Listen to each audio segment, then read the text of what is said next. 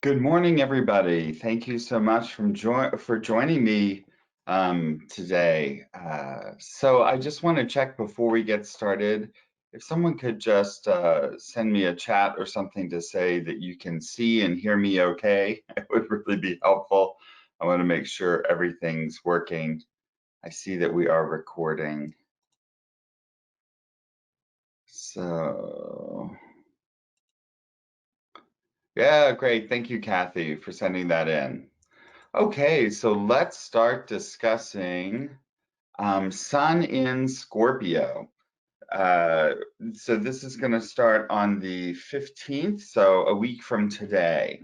I'm Bill Sinclair, Ramdas Bill Sinclair, and I want to welcome you. This is all my contact information. I am available for individual consultations if that's interesting, and you can reach out to me at billsinclair.com. This webinar is being given to support the American College of Vedic Astrology, and I want to thank you, first of all, just by attending, you're already supporting us. It often helps us, when we're working with other organizations to show that, we have an active, engaged audience. So I hope you'll continue to support the webinars. Also, as I've said in the past couple months, I still keep going through all the different lectures that are available on the college website at the ACVA store, and that's acvaonline.org. This presentation is being recorded and will be posted on YouTube today or tomorrow, so you'll have access to it if you want to watch it again. We do send out a newsletter quarterly, the ACVA Comet, and you can sign up to be on that contact list at the website. And as always, it is the end of the year. If you're thinking of giving charitable donations, we are a recognized nonprofit, so all deductions are tax deductible. So let's begin with our mantras. So take a minute. There's so much going on in the last couple of weeks. Just take a breath. Let's get centered. Place your feet flat on the ground. And let's do a couple of chants to get us aligned so that we can really learn the wisdom of Jyotish this morning. Om Gam Ganapataye Namaha. Om Gam Ganapataye Namaha. Om Gam Ganapataye Namaha.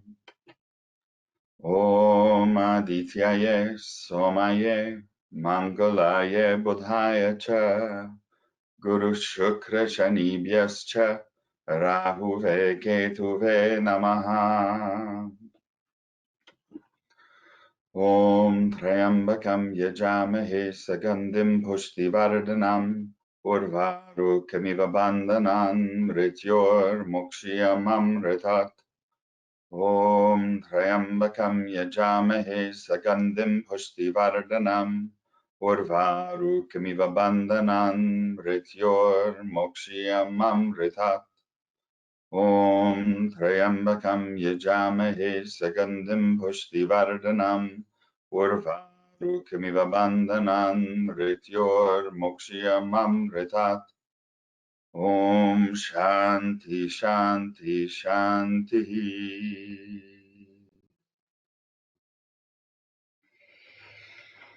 Okay, so today we're going to be talking about Sun's move into Scorpio.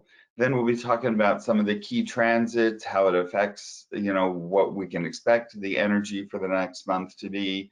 And at the end, we'll go through sign by sign, just some ideas of how this may play out in charts. And as you're all, many of you are students of astrology, part of the aim for this is to understand how you synthesize, this information. So put it together in the most useful way that's for you.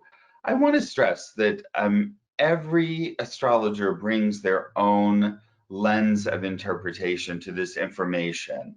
So when I was first starting to study, I remember hearing other people interpret a planetary combination, and I always thought like, oh, I never would have thought of that, and I thought I was missing something. And the truth is like whatever's speaking to you, especially in the moment that you're doing a consultation, is the best that we can share. It's this one thing that's so unique. It's, you know, like you're going to be able to share what it is coming through to you.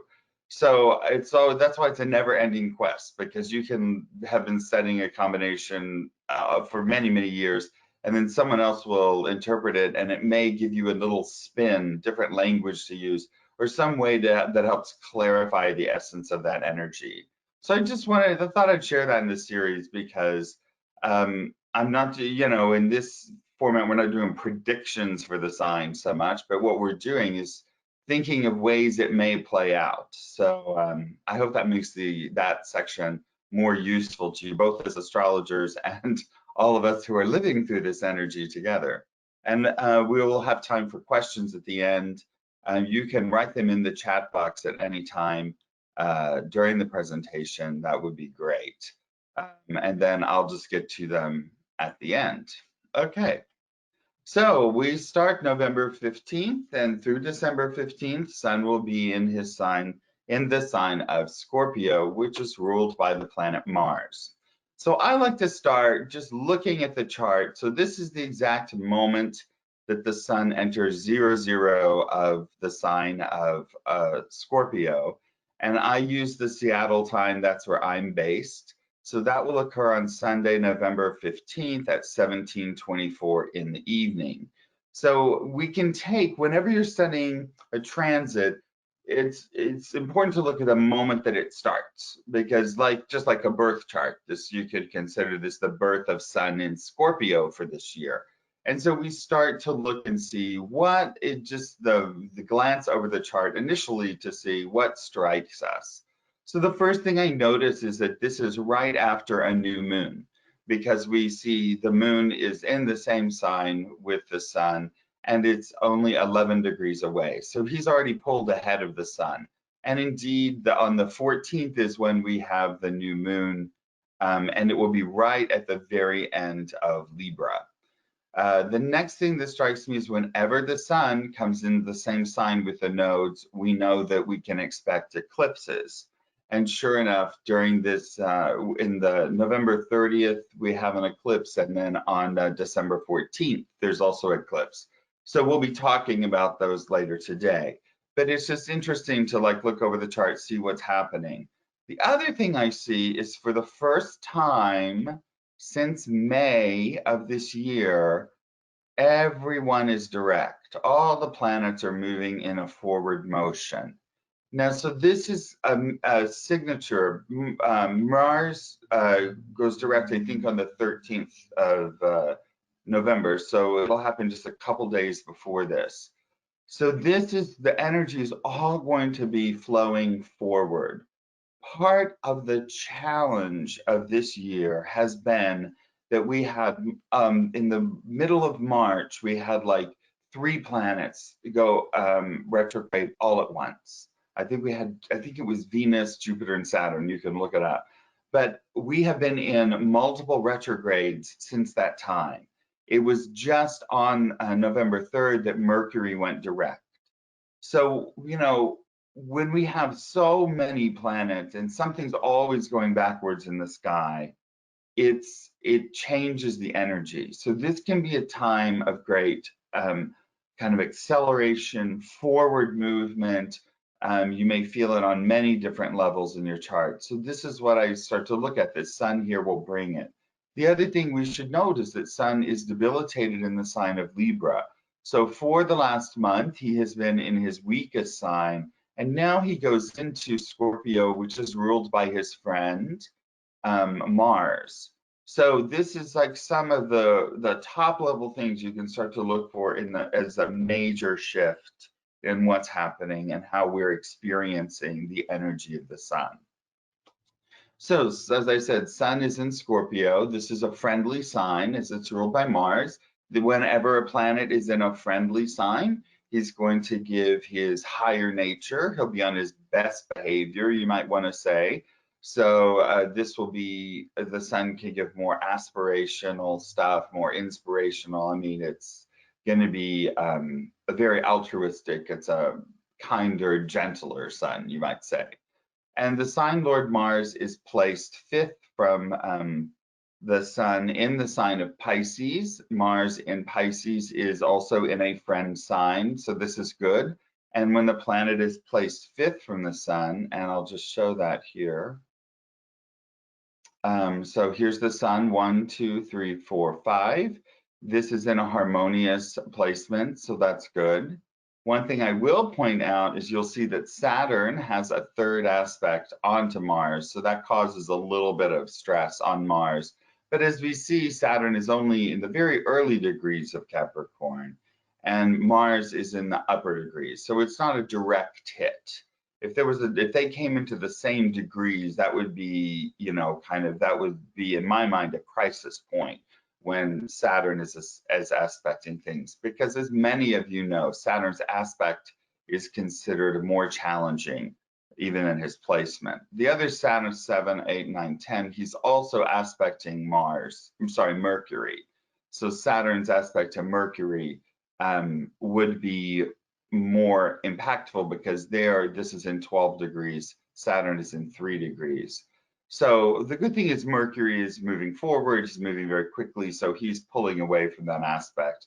But you could expect early in the this transit of the sun that there still could be a lot of harsh words, sharp rhetoric, things like that.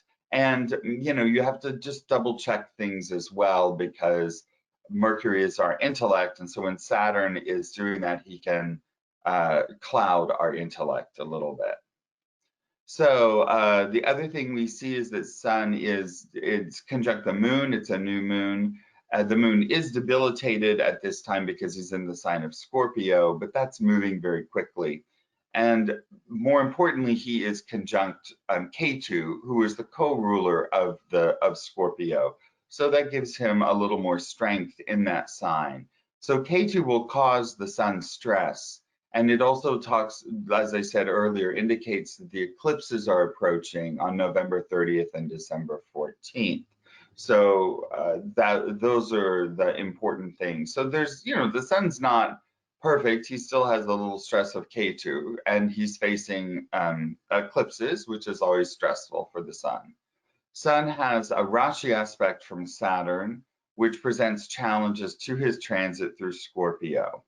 So I'm just going to remind you, if you're not familiar with Rashi aspects, we have the traditional aspects that many of us know, that Saturn aspects 3rd, 7th, and 10th from him. But also everything in a cardinal sign here, like Capricorn, would aspect everything in the fixed signs. So we would look at this and we would see that Saturn is also aspecting Rahu, and he's aspecting the sun as well. And these Rashi aspects are very powerful. And so we'll see, especially like 3 days in is when there will be an exact aspect. So that might be a day to watch around the 18th, 19th of November. He'll be getting that direct the sun will have the direct aspect from Saturn.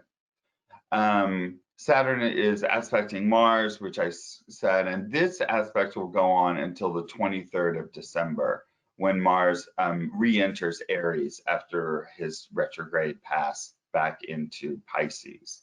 So we can see that, as always, there's some shadows going around here, but overall, the sun being placed in Scorpio in a friendly sign, and the Lord being placed also in a friendly sign is going to bring strength. And, I'm expecting a more positive sun. Now, because Sun is in Scorpio, Scorpio is a very unique and interesting energy. It tends to be very complex. And even in the Rashi itself, Scorpio is about transitioning.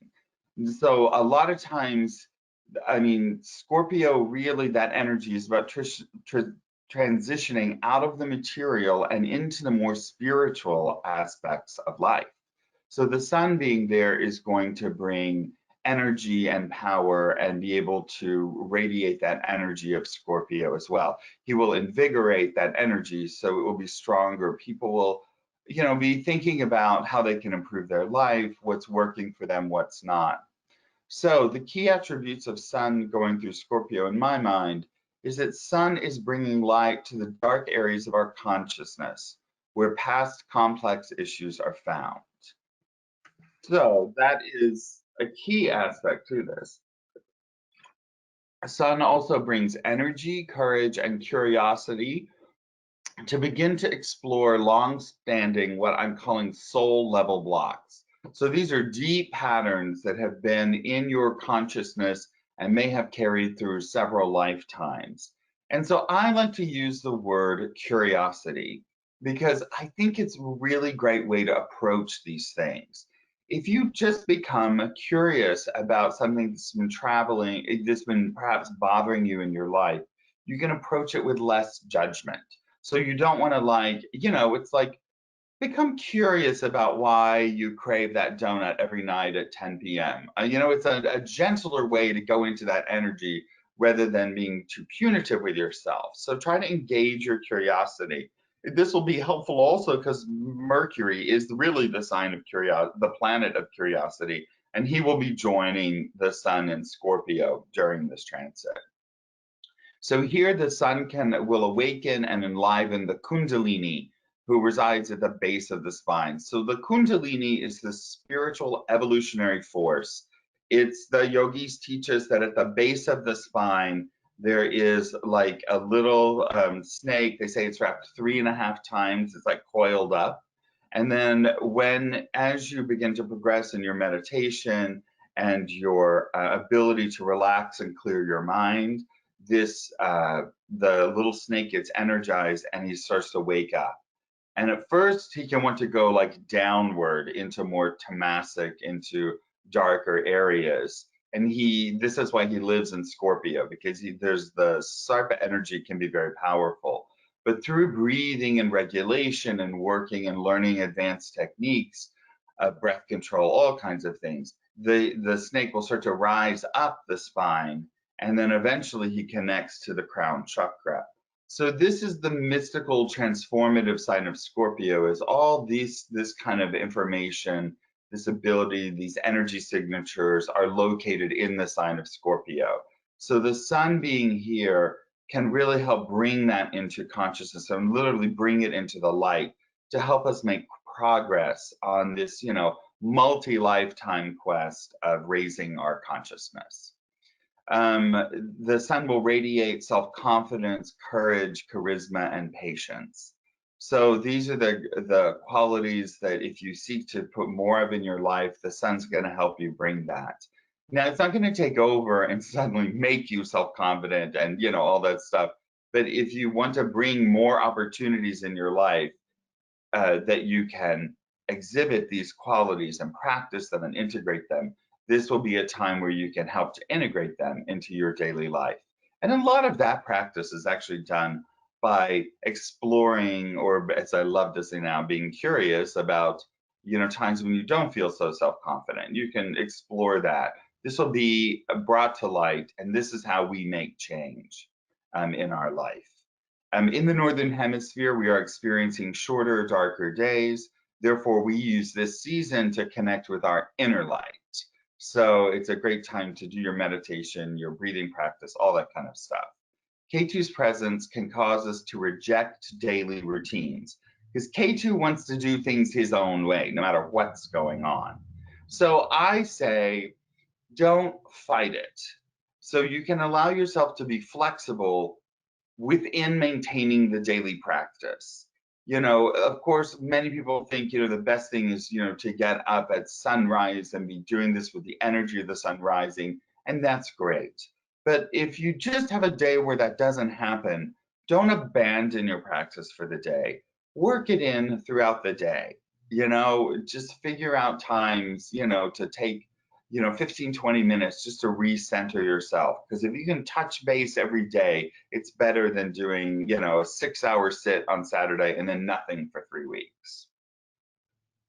Now, let's look at the nakshatras, because the nakshatras work on our mental plane. So we see how the Sun's going to be in a pretty good place. He's going to be radiating courage, self-confidence. We're going to be able to access some of the problematic areas that may have been lurking around in the back of our minds. but the nakshatras really represent the lunar energy, the mental energy that the sun will also be contacting as he moves through the sign of Scorpio. If you look deeper, you'll see from November 5th until November 19th, he will be transiting the sign of Vishaka. Now, this is ruled by Jupiter, who's also a friend of the sun. And really, Vishaka is about the power to achieve many and various fruits after long-term effort. So this is the thing. This is where we can make payoffs for things that we have been working on a long time. So let's say you've had something that's been hit and miss that you've been working on for a while. Start to zoom in now, I mean, while he's there, and really put that into a daily routine. And it could be that those cumulative things to the past will come together and you'll really be able to achieve some of the results, some of the fruits of these labors you have put in. This is the primary energy signature of Sun moving through Vishaka. After that, from November 19th until December 2nd, Sun is moving through the nakshatra of Anuradha. Now, this is ruled by Saturn, who is an enemy of the Sun. So this is a little more conflicted energy. But really, Anuradha is about the power of worship and devotion. And it's the story of Radha and Krishna, who are the divine lovers, but they were separated for most of their life. And Radha is really the symbol of divine devotion and development. There's an area of yogic practice called bhakti, where you just cultivate that feeling of bliss and devotion to God in any, however you conceptualize that force. And through expressing that love and devotion for the higher nature, it helps to bring healing, and it gives you the energy to continue to pursue your spiritual path. So the sun going through here, will help you to do that. Bhakti can be very, very powerful, and it's really about devotion. If you do not use the deities for your focus, it can be devotion to nature. I mean, I don't know about you, we're really lucky here in the Northwest in Seattle. We have beautiful falls, and just seeing the beauty in nature is that feeling of joy and comfort and bliss that you want to access, because by cultivating that, it's really it helps to sustain you through the ups and downs of daily life. And then from December 2nd until December 24th, the sun will be moving through the sign of Jeshta. Now, this is described as the power to rise, to conquer, and gain in battle. But I want to point out one thing very interesting is that the primary energy here is sattvic energy. So this, located in the sign of Scorpio, is usually more the internal battles we fight. It's in our subconscious, the things that are going on. And so it's a very important time that you can gain a lot of, you can make progress in overcoming areas of your life that you're ready to gain more mastery in. So how do you handle your anger? How do you handle conflict? How do you handle, fear, anxiety, things like that? Those things that really tend to bring your life down. You can gain mastery of these things. And of course, one must look at the idea that the three go together, that this comes after long-term efforts, it's bringing them on the table. Really, how we improve those things is by connecting with a sense of universal love and acceptance. No matter what's going on in your life, accept it, which is acknowledging it. If you continue to push it away, you can't see it, so you can't work on it. And then we come into Jeshta, where after this day, like once from November 5th to December 24th is when the sun is in all of these energies. It can be a time of progress. So I like to put a little grid together because the D9 here, this is the Navamsha chart. So of course, whenever we're studying the Jyotish, we want to start with what is in the Rashi chart. And that means where the planets placed in what signs, what houses, and which nakshatras. Those are the three elements you want to get an understand of how that energy is coming together so that you can start to understand how a particular planet is going to manifest. And then we have to look at the Navamsha chart, because this tells us how likely, what are the outcomes of this likely to be. So here we see from November 15th through November 19th that the sun will be in Cancer in the Navamsha or the D9 chart. And he's also in a very positive sign here for the nakshatra. So this is what I call, like, this is a good time, the 15th through up through the 18th into the 19th. This is when the sun will give you very nice results, and it can be working. These are some of the best days in the month. Conversely, we see that from November 25th through the 29th, he is debilitated in the D9 chart, and he's also in Saturn's nakshatra here, which is a little more limiting energy. So this is where the results may not be so great. You know, I'm not sure when Thanksgiving falls. Usually I look that up for Sun in Scorpio, because family can be a great time of healing. They can also be a great time when your buttons get pushed. So it's important to look around this date and see.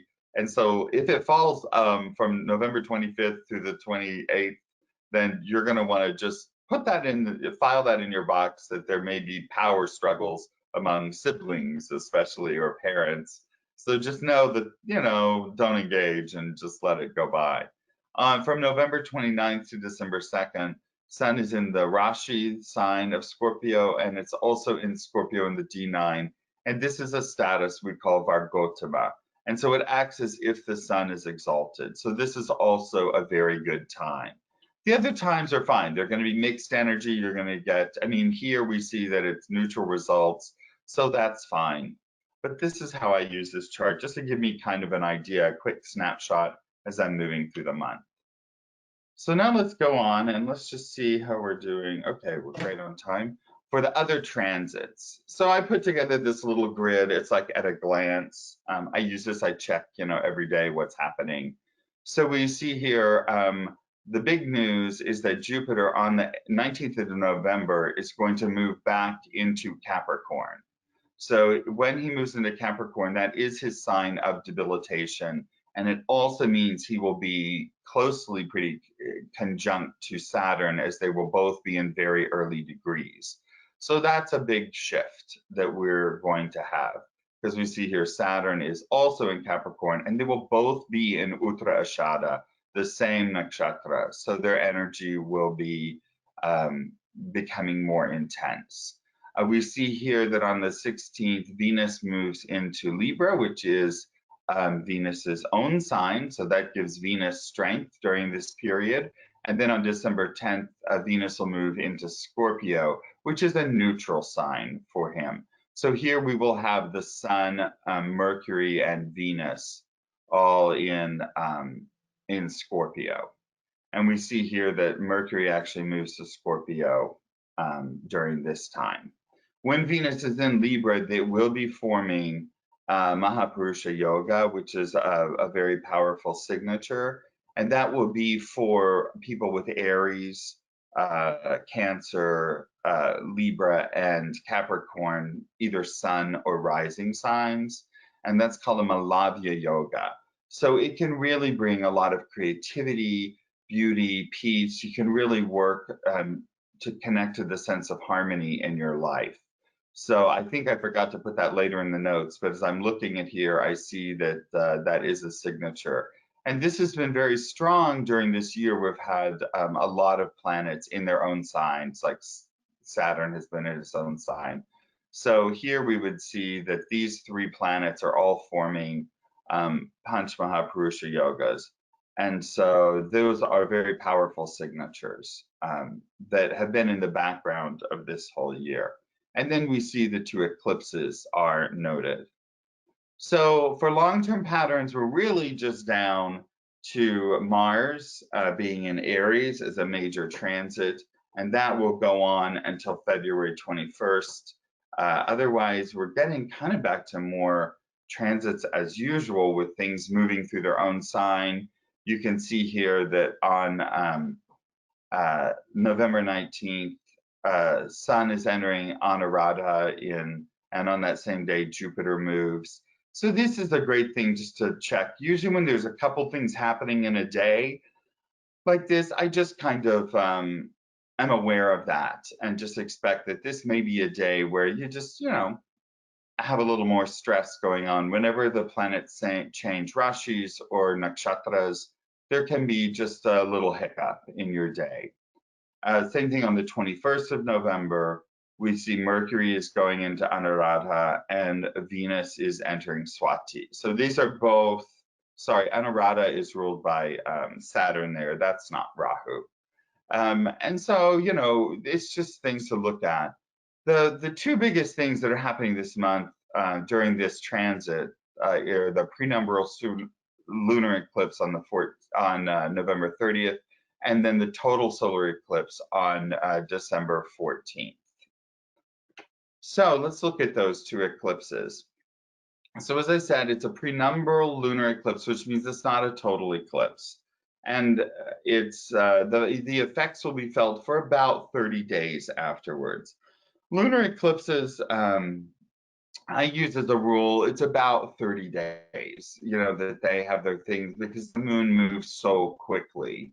Now, if you have, and this is going to occur at 14 degrees of Taurus, so if you have planets around 14 degrees, or really within the nakshatra of Rohini, it's more likely that you will feel these things because it'll be hitting in your chart more specifically. If you have something right on 14 degrees, you'll feel it a little more. But again, the lunar eclipses tend to be they work like the moon works. It's more emotional. You may have disturbed dreams. You may have insights, things like that. I think it can bring disruptions and revelations in your relationships, especially family relationships, because Taurus is linked to our family and our family origins. Rohini is also a nakshatra about relationships. This is said to be the moon's favorite wife, and so this created jealousy among the other wives. So if you have planets there, something like that could emerge. Some jealousy, some disturbance can trouble your mind. There can be feelings of insecurity and isolation whenever the moon is eclipsed. Family patterns can be revealed. So, I mean, especially this is after Thanksgiving, but it's in that holiday season time, which is often fraught with emotional difficulties. And it can also bring overspending because Taurus likes to do what Camilla calls retail therapy. So just watch that, especially with the holidays and we're all feeling so isolated and alone as it is. Just be aware of your spending and, make sure it's within your limits. So this is the chart for the total solar eclipse on December 14th. It's going to be at 8:16 in the morning here in Seattle, Washington. So this is a rather complex eclipse, as you can see, because we have the sun and moon are at 28 degrees. Mercury is right at 25, which is the same degree of the nodes. So K2 and Mercury are sitting right in the same degree. Venus is also present in there. So this means that this could be very emotionally disturbing because we have both Mercury and Moon there, which relate to our intellect and as well as our emotions and memories. We're having this eclipse. So Mercury is also getting eclipsed in this same energy. It's also in the nakshatra of Jeshta. And Jeshta, we talked about a moment ago, it's a very fierce nakshatra, and this is rise and conquer in battle. So this could be where we see long-term patterns changing.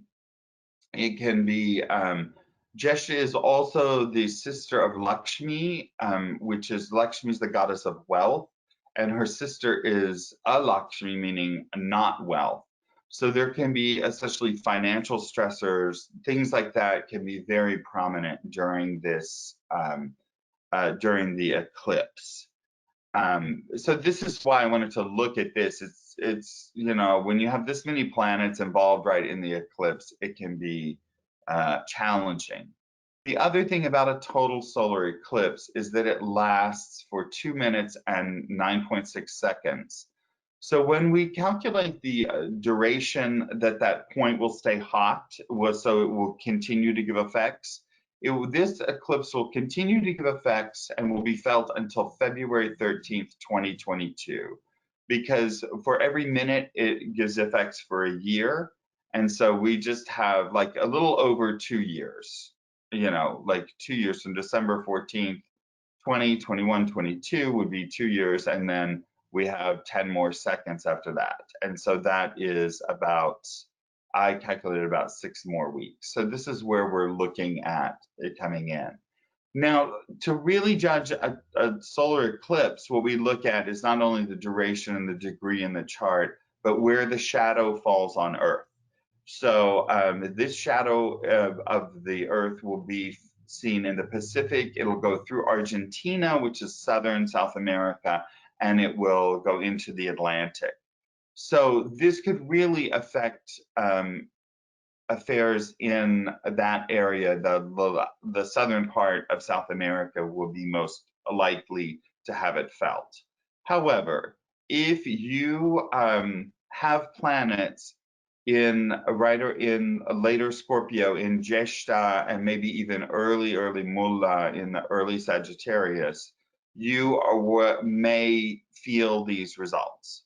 The classics often say that the eclipses don't affect individual lives, but that is not my case. I have seen profound effects if there's an eclipse, especially on a planet that's seated right at the most important part of it. So overall, I think this will bring disruptions to and revelations about the established order of life. This is going to go on for a couple of years. We're already in a time of dramatic change.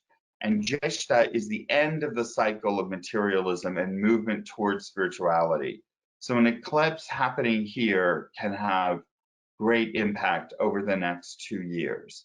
Commerce and communication will be revolutionized. And I say that because communication is indicated by Mercury, and commerce is indicated by Venus as well, who is in the area of the moon, relates to trade and things like that.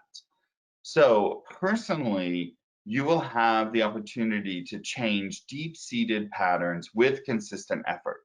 And this will happen over the next 2 years. So if you dedicate your life to doing something for the next 2 years, this can bring deep change for you. This is felt by the entire globe. I did notice that Trump's moon is at 28 degrees of Scorpio. And so this eclipse is happening exactly on his moon. And he was born actually on a lunar eclipse. So it's very interesting that this is coming. So, sometimes these things occur, sometimes they don't. But when you see a big eclipse like this that's so complex, and now it seems since yesterday we've learned that, his life will definitely be changing. Because he's going to, his term as president will end in January. So it's just kind of interesting. I wrote this, of course, before the results were out. It's just, I've seen his chart so much that I'll know that. So it's just something to put in your mind and watch. So again, Mars will go direct on November 13th, but I want to remind you that it's not until December 23rd, he'll go back into Aries, his own sign. And this is just the future. And up through January 2nd is when this whole retrograde curve will be finished. We talked about the Panchamahaprusha yogas.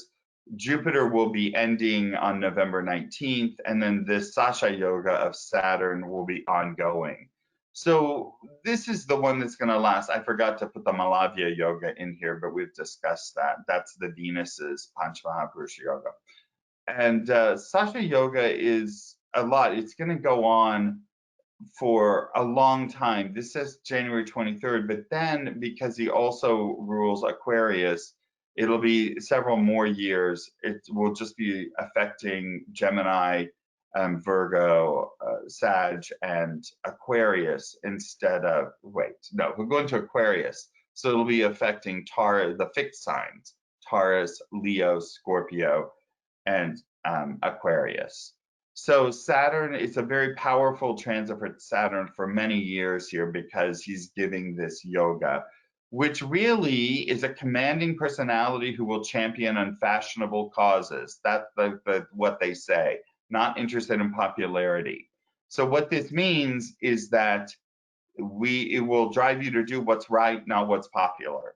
So this is a longer term trend that we will see. And there's, when you're doing that, there's a lot of debate. So just you can keep that filed away as a background element. So let's just go through sign by sign. If your moon or your lagna are in Aries, then the sun will be in the 8th house. And what this reveals is our attachments to both material and emotional things. Sun here will give the courage to make changes in your life patterns. This is how we lessen or reduce our karmic burden. If your moon or your lagna are in Taurus, that places the sun in the 7th house and brings transformation in your personal and professional relationships. Listen closely to what others are sharing with you, and you can make long-lasting progress. If your moon or lagna are in Gemini, then the sun is in your 6th house, and it gives insight into how others experience and process the world. You will skillfully negotiate favorable outcomes to obstacles that arise. So really use that Gemini intellect to help you go through this. If your moon or lagna are in Cancer, then the sun will be in your 5th house, where romance and creativity will flourish. Connect to your intuition and follow your heart. If your moon or lagna are in Leo, then sun is going to be transiting your 4th house, where you experience comfort and satisfaction. Explore your inner light and harness the courage to follow your bliss. If the moon or lagna are in Virgo, then the sun is in your 3rd house, where you are seen and experienced in the world. Sun will bring the spotlight of attention, so be prepared to put your best qualities forward. Your precision and dedication will be recognized. If moon or lagna are in Libra, then sun is in your 2nd house, and it gives power to your speech. Your natural diplomatic talents will be called upon to speak for those who have no voice. Scorpio, if your moon and lagna are in Scorpio, then the sun is in your 1st house, and it reveals the shadows in your life. Some are familiar, and some of these shadows may be new. Naming the shadows is the first step towards loosening their hold on you. If your moon or lagna are in Sagittarius, sun in the 12th house is best used to pay off debts and release things and relationships in your life that no longer spark joy. Time to clear the way for new experiences. So this is a time of transition and release. If your moon and lagna are in Capricorn, sun will be in the 11th house, bringing rewards from your work to support others. You will also gain insight into motivations of those who oppose you. With this knowledge, you can improve your approach to serving the community. If your moon or lagna are in Aquarius, sun in the 10th house brings attention to your work contribution. The attention can be uncomfortable for Aquarians, but remember, this is a great way to gain more support for your cause. It's not about me, it's about the work, is what you have to just keep focused on. And finally, if your moon or lagna are in Pisces, sun in the 9th house brings advances in higher knowledge and esoteric studies. You may be able to bring tomorrow's skills into today's world.